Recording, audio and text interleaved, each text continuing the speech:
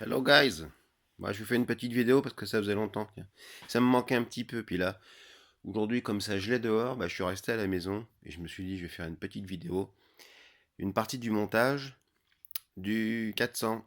Donc, comme je disais, j'ai récupéré, j'ai acheté des nouveaux goujons de culasse puisque les goujons de culasse pour Ettelbrock sont un petit peu plus longs.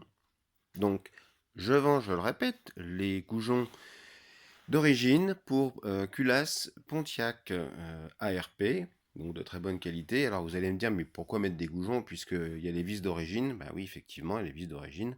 Sauf que les vis d'origine, elles n'ont pas du tout le même filetage.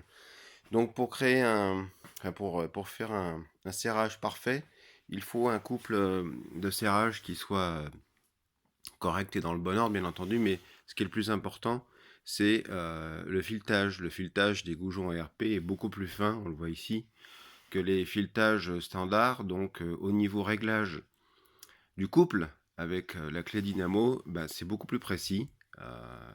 Voilà pourquoi. Et puis bon, bien entendu, en dehors du fait que ces goujons sont beaucoup plus costauds que les vis d'origine, qui ont tendance en plus, si on les reprend, à avoir travaillé pendant 40 piges. Donc c'est fortement conseillé de les changer ou éventuellement au mieux de mettre des goujons. Alors il y a une graisse spéciale qui est livrée avec les goujons, donc faut pas hésiter de bien graisser les goujons, les rondelles,